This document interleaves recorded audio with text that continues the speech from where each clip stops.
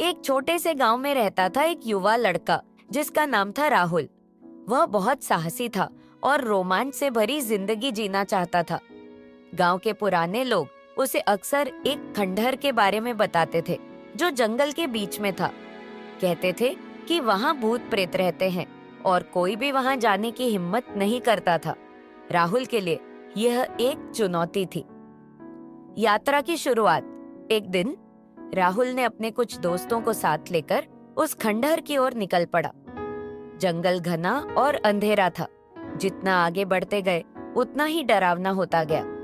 पेड़ों की शाखाएं उनके चेहरे को छूती थी और पक्षियों के चीखने चिल्लाने से एक अजीब सी सन्नाटा फैल जाता था। खंडहर का रहस्य। अंत में वे खंडहर तक पहुंच गए।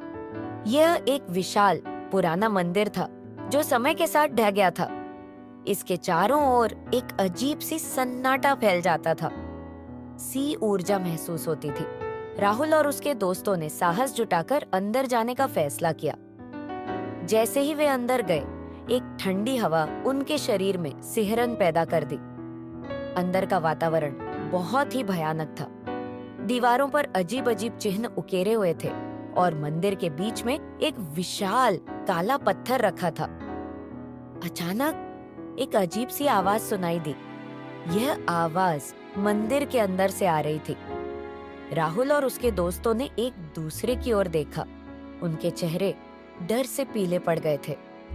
धीरे धीरे आवाज तेज होती गई और अचानक पत्थर से एक अजीब सी रोशनी निकली। भयानक सामना। रोशनी के बीच से एक भयानक दिखने वाला प्राणी निकला। उसके शरीर पर कांटे थे और उसकी आंखें लाल रंग की थीं। वह धीरे धीरे राहुल और उसके दोस्तों की ओर बढ़ने लगा। राहुल और उसके दोस्तों ने भागने की कोशिश की, लेकिन वह प्राणी बहुत तेज था। उसने उन्हें पकड़ लिया और उन्हें मंदिर के एक कोने में ले गया। वहां उसने उन पर हमला करने की तैयारी की। तभी एक अजीब सी घटना हुई। मंदिर के अंदर एक चमकदार रोशनी फैल गई और वह प्राणी अचानक गायब हो गया। राहुल और उसके दोस्तों ने अपनी आंखों पर विश्वास नहीं किया। वे सुरक्षित थे। यात्रा का अंत। राहुल और उसके दोस्तों ने जल्दी से मंदिर से बाहर निकलने का फैसला किया। जब वे जंगल से बाहर निकले तो सूरज उग रहा था।